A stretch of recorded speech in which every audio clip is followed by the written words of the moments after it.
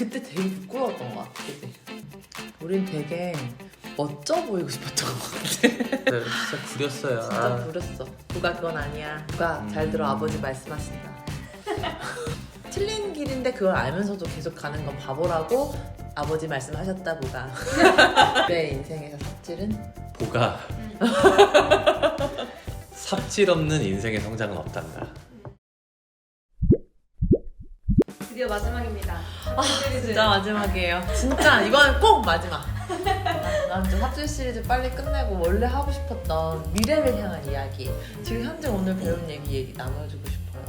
마지막이고 싶지만 분명히 우리 또 삽질을 할 거고 그쵸? 언젠가 또 한 번씩 계속 업데이트가 되겠죠. 그래도 친구들이랑 신뢰를 갖기 위해서 쌀을 풀었으니 이제 마지막 활용 점정을 찍어봅시다. 네. 진짜 우리들의 삽질 여기까지 할 수 있다. 삽질 여기까지 할 수 있다. 베스트 5. 그때 선택을 이렇게 바꿨다면 그거 갖고 얘기를 해볼까요? 그러니까 우리 아들이 이런 선택을 하려고 할 때 이렇게만 해보면 어때? 라고 이제는 얘기할 수 있는 것들이 많잖아. 우리가 후회되는 것들 중에서. 그쵸. 좀 더 나은 선택을 할 수 있었던 것 같아요. 그거 얘기해보자. 자, 첫 번째. 자, 우리 보기한테 이런 기회가 왔어. 그때 뭐라고 얘기해주고 싶은지. 네. 보가 나보다 월등히 큰 사람이 나한테 무언가 제안을 할 땐 열린 마음으로 받아들여 볼 준비를 하거라. 왜냐면 저희가 그러니까 브랜드 실명을 거론할게요. 음, 메가스터디에서 부회장님. 그 부회장님께서 실제로 3번, 4번을 직접 찾아오시면서 엄청 큰 제안을 하셨어요. 저한테 정확한 워딩을 뭐라고 했었냐면 딱 손을 이렇게 벌려주면서 수정씨 8차원 고속도로를 열어줄 테니까 같이 이 교육의 미래를 만들어봤으면 좋겠다. 이렇게 제안을 하셨죠. 근데 그때 우리는 이상한 건조 같은 거? 뭐지? 아무튼 이상한 마인드가 있었어. 고집, 똥고집. 똥꼬집. 내가 생각하는 것이 맞다는 신념. 그리고 뭐 사교육 시장은 안 좋은 거라고 하는 뭐 그런 우리가 굉장히 대단한 것 같은 일을 하는 그런 사람들인 것처럼 너무 어린 마인드를 갖고 있었어. 인정해. 구렸다는 거. 구렸죠. 직접 그렇게 찾아오시는 게 사실 되게 어려운 일이고 매너도 좋으셨어 진짜. 3-4번 오실 때 혼자 오기도 하셨고 회사 상무님을 같이 대동해서 오기도 하셨고 근데 그때 당시에 같이 해보자고 하셨던 말씀에 오히려 우리한테 좀 두려움이 있었던 것 같다. 지금 솔직히. 보니까 그때 당시에는 두려움이 아니라고 생각했어요. 그때는 뭐라고 생각했냐면 먹히는 건 아닌가. 우리끼리는 충분히 잘할 수 있어. 그리고 같이 하게 되면은 우리의 색깔이 사라지는 것은 아닌가. 우리가 믿는 교육을 못하는 것은 아닌가. 이런 고민들을 사실 했었는데 근데 그 관점이 확 바뀌었었던 것도 한 어른분이 알려주셨던 건데 우리가 질문을 했을 거야. 최근 들어서 우리도 콜라보도 많이 하고 파트너십을 맺어서 가고 이런 그런 친구 지금도 그게 뭐 유행같이 콜라보를 하더라 사람들이 뭐 여기랑 여기 뭐 이렇게. 그러면 어떤 식으로 비율을 나눠야 되냐, 수익의 비율을 나눠야 되냐 이런 걸 물었을 때 뭐라고 하셨냐면 그 처음 시작할 때부터 수익의 비율을 나누려고 하는 것 자체가 하수다. 이거의 일의 본질은 둘이 모여서 혼자보다 더 큰 시너지를 내기 위해서 하는 거 아니냐. 일이 잘 되게끔 하는 게 먼저 1번이고 그 다음에 1년 정도 지났을 때 시간이 지나고 나서 비율을 얘기해도 늦지 않다. 그럼 서로가 그 비율을 암묵적으로 알고 있다. 누가 더 많은 비중의 위치를 가지고 있는지. 그러니까 1년 뒤에 딜을 해라. 근데 그때 되게 부끄러웠던 것 같아. 그치? 우리는 그냥 계속 어떻게 비율을 더 정확하게 내 걸 먹히지 않을까. 막 계산도 해보고 그랬어요. 진짜 구렸어요. 진짜 부렸어. 네. 그래서 보기가 만약에 자기보다 훨씬 더 큰 사람이 다가와서 어떤 제안을 한다면 열린 마음으로 한번 들어봤으면 좋겠다라고 얘기하는 게 이 숫자로 표현을 하면 연매출이 1억일 때랑 10억일 때랑 100억일 때랑 1000억일 때가 그냥 열심히 해서 이 구간이 올라가는 게 아니라 어떤 티핑 포인트가 매번 발생을 해서 딱 어떤 계기가 생겨야 돼요. 수문을 열어줘야지. 근데 그 계기는 내가 직접 만드는 게 생각보다 굉장히 어렵고 맞아. 누군가의 도움이나 누군가 함께 했을 때 열리는 게 많죠. 쉬운데 그분은 그걸 우리보다 우리는- 훨씬 더 많은 경험이 있을 거고 시스템도 있을 거고 구조도 있을 거기 때문에 그냥 가서 우리가 먹혔었더라도 해봤어야죠. 그럼 정말 많은 걸 배웠을 텐데. 근데 그땐 너무 어려서 그냥 인생에 그냥 이 지금밖에 못 봤던 것 같아. 그게 우리의 전부였어요. 그러니까 가진 게 너무 없어 그랬던 것 같아. 가진 게 너무 없으니까 스티브 잡스가 왜 리사라고 하는 망친 컴퓨터 모델이 있거든. 우리에게 그걸 거라는 생각을 못 해본 거지. 아이폰을 나중에 만들 수 있을 거라는 생각조차 사실은 못 해봤던 것 같아. 그때는. 근데 그때 그분이랑 같이 콜라보를 했었더라면 내가 먹히더라도 그 다음 거는 훨씬 더 크게 판을 짜볼 수 있는 능력은 가졌었겠지. 진짜 부끄럽다. 자, 두 번째는 딱 한 문장을 정리하면 뭔가 두 번째는 보가 세상을 꼭 너무 앞서 나가려고 할 필요 없단다. 우리는 트렌드 공부를 너무 많이 했어. 그게 문제야 내가 봤을 때. 그래서 어떤 투자자분이 말씀을 해주셨는데 트렌디한 사업을 할 때는 반보만 앞서 나가면 된다라는 얘기를 해주셨어요. 한보도 아니고 반보여야 한다라고 해주셨는데 그때 당시에 우리가 했었던 사업 모델은 뭐 한보도 아니고 한 5보, 10보를 앞서 나간 것들을 하려고 시도를 했었으니까 그게 너무 일렀어요. 시장 자체가 준비도 전혀 안 되어 있었고. 그러니까 모두가 다 스펙 쌓을 때 토익 990점이었던 시절에 우리가 나를 공부해야 된다, 인문학을 공부해야 된다 이런 얘기를 하니까 거기에 동조하셨던 분들도 분명히 있었고 그러니까 시장이 있었겠지만 맨날 만나는 사람마다 우리가 해야 되는 거는 설득을 하는 일. 그러니까 설득을 하려고 하다 보니까 진짜 좋은 교육을 못했던 거지. 저희 이런 교육이 나를 공부하는 게 필요하다고 생각합니다 라고 얘기하면 나를 왜 공부해야 되는데? 라는 반응을 그때는 보였었던 때고. 근데 지금은 당연히 나를 공부하는 건 기본이고 나를 모르면 일을 못하고 이게 지금은 너무 당연시 된 거지만 그거는 우리가 진짜 미친 듯이 시장을 막 열고 해서 나중에 후발 투자들이 많이 먹은 것 같아. 근데 나는 그렇게 생각해 오빠. 그게 5보를 앞서 나간 게 문제가 아니라 진짜 본질의 문제는 우리가 시장의 크기를 읽어내지 못했던 게 문제가 아닐까라는 생각을 해. 그쵸. 우리가 논술학원을 하겠다, 뭐 커피를 하겠다 이것도 거기 시장이 크기 때문에 거기를 선택한 거지. 앨런 머스크는 5보 뭐야, 뭐 100보 저기 제프 베조스는 막 1000보까지 앞서 있잖아. 근데 그 사람들이 앞서도 괜찮은 이유는 그 사람들은 시장을 읽어서 한 거잖아. 그렇죠. 전기 자동차가 되게 새로운 것 같지만 사실은 자동차 분야인 거고 온라인 상거래가 되게 새로운 것 같았지만 사실은 있는 시장이었잖아, 유통망은.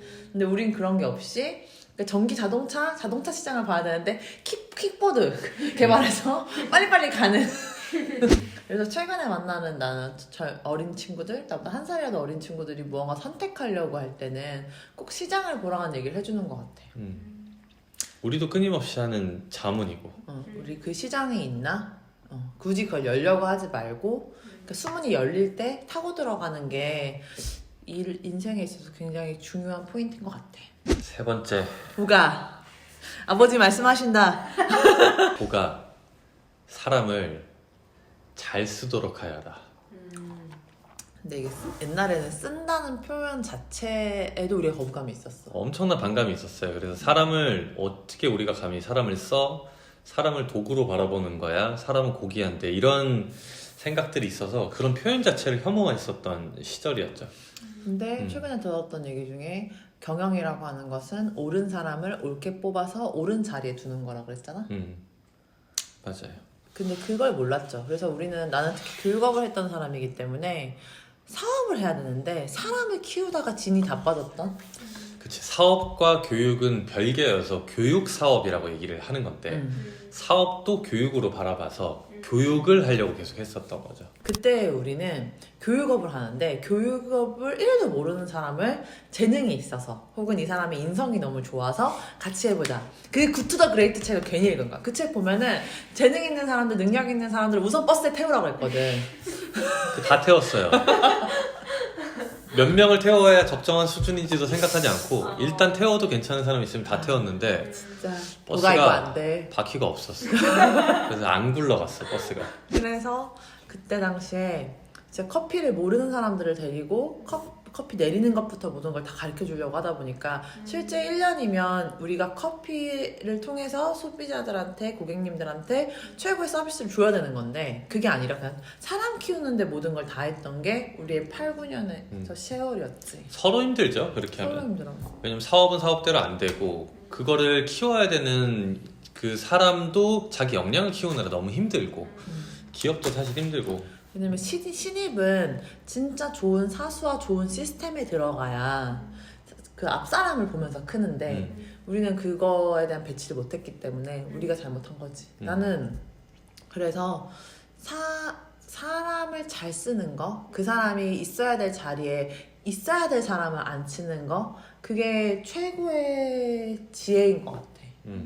네 번째는 보가 잘 들어. 아버지 말씀하신다. 보가 때로는 끈기가 독이 되기도 한단다. 명언이다, 진짜야. 그 뉴타입의 시대라고 하는 책이 있어. 야마구치 슈라고 하는 사람이 쓴 책인데, 그 새로운 사회는 어떤 사람이 인재인가라는 거에 잘 포기하는 것이 인재다라고 되어 있어. 옛날에는 끈기를 가져라만 얘기해줬잖아. 근데 때에 맞춰서 포기를 잘하는 것도 재능이다. 근데 우리는 너무 무협 영화 이런 걸 많이 봤나 봐. 내가 한 말을 안 지키면 활복하는 그런 거 있지. 보가 그건 아니야. 기수 수업이 끝나고 나면은 이제 뭐 우리가 우리 자리에서 최선을 다하겠다. 그 약속이 나한테 되게 중요한 거였었거든. 뒤돌아봤을 때 항상 그 자리에 있겠다라고 하는 게 너무 중요한 약속이어서 내 몸이 다 달아 올라가고 세상이 이렇게 바뀌는데도 계속 그 자리에 있으려고 했었었고. 또 싸이월드 기억나? 그 싸이월드 진짜. 시대가 싸이월드를 버려갈 때 시대가 버린 거야. 내가 버린 게 아닌데. 네이버의 블로그를 모두가 열광할 때 그때 네이버 블로그로 옮기자고 이제 많이 얘기를 했어요. 왜냐면은 싸이월드 블로그 1세대였고 엄청나게 거기서 그 많은 사람들이 방문을 했었을 때니까. 근데 그때 네이버로 옮기자고 할 때마다 뭐라고 얘기를 했었냐면, 뭐라고 얘기했어요? 기억나세요? 의리를 지켜야지. 싸이월드 의리를 지켜야 된다고. 그래서 거기서 2년을 더 있었어. 근데 그 2년이 얼마만, 난 싸이월드가 내 걸 다 날려버릴 거라고 상상을 못했어. 만약에 그 2년 전에 그걸 우리가 의사결정을 해서 네이버로 옮겼다면 네이버에서도 아마 그때 당시에 인플루언서가 됐을 거예요. 왜냐면 네. 블로그를 한창 밀어주던 때였으니까. 왜냐면 매일 그때는 내가 하루에 1개에서 2개의 글을 매일매일 올렸을 때였기 때문에 그때 의리를 지키려고 하다가 길을 잃었지. 그때 좀 끈기가 독이 된다는 걸 알게 됐던 것 같아. 약속이 사업을 키우거나 성장을 시키는 게 아니라 내 코어는 유지한 상태에서 선택과 의사결정들은 바뀔 수가 있는 건데 그 선택과 의사결정들도 지키는 것이 올바른 끈기라고 믿었었던 때. 제프 베조스가 이야기하는 왜 무조건 한 길로 갔다고 해서 끝이 아니라고 생각하면 다시 돌아와서 다시 끝까지 가는 게 끈기지. 틀린 길인데 그걸 알면서도 계속 가는 건 바보라고 아버지 말씀하셨다 보가. 근데 드디어 마지막이야. 다섯 번째. 이제 과거는 그만. 이제 지금 미래를 얘기할 수 있는 마지막 기회야. 보가 세상의 일은 멋진 일과 멋지지 않은 일로 나뉘지 않는단다. 우린 되게 멋져 보이고 싶었던 것 같아. 그때 당시 스스로를 교육문화 전문가 윤서정입니다. 아 창피해 진짜. 뭐 인재양성가 누굽니다. 뭐 SNS 무슨 뭐 하는 뭐 마케터 뭐 누굽니다. 막 이렇게 내 앞에다가 수식어를 정말 많이 붙여놓는 거지. 수식어가 내가 된다고 생각을 했었던 것 같아. 그래 멋있고. 근데 진짜 너무 부끄러워 솔직히. 정말 그냥 그게 멋진 게 아닌데 우리는 왜 이렇게 멋져 보이고 싶었을까? 개 간지를 추구했어. 그때는 모르겠어요. 우리는 좀 인정을 많이 받고 싶어 했었던 것은 아니었나. 우리가 아직 부족하다는 걸 스스로 좀 알고 있어서 그랬었을 수도 있고. 더 가진 게 없어서 그랬던 것 같아. 내가 진짜 가진 게 없었으니까 더 화려한 포장지가 필요했던 것 같은데 그 생각을 확 바꾸게 해줬던 그 아저씨 얘기 좀 해줘봐. 진짜 우리한테 맨날 된장남 된장녀라고 얘기했던 진짜 존경하는 사업 선배님이 계세요. 소청아 넌 된장녀야. 넌 아닐 것 같지? 너도 된장남이야. 근데 그게 기분이 살짝 나쁘기도 하면서 무슨 얘기인지 잘 이해도 안 되고 했는데 이런 에피소드를 한번 들려주셨어요. 압구정에서 파는 붕어빵도 500원이고 저기 총구석에서 파는 붕어빵도 500원이야. 그리고 거기서 압구정도 3개에 1,000원, 총구석도 3개에 1,000원인데 왜 너는 그걸 같은 붕어빵으로 바라보지 않냐? 라는 얘기를 해줬었지. 근데 진짜 고마운 사람이었던 게 우리랑 술을 먹는데 한 번은 한쪽은 막 되게 달동네 같은 되게 못 사는 지역이었고 또 이렇게 뒤돌아서면 여기는 되게 호화로운 아파트 단지인 데를 데리고 갔어. 그러면서 너는 지금 네가 교육 문화를 바꾼다고 하면서 계속 여기만 보고 있다. 근데 그게 아니라 이 사람들도 네 브랜드를 쓰고 너를 알고 너의 가치가 필요한 사람들이다. 근데 너는 왜 자꾸 이쪽만 보려고 하냐? 그러니까 내가 너를 된장녀라고 하는 거다. 그래서 멋져 보이는 걸 추구하지 말아라 라는 얘기를 해주셨어.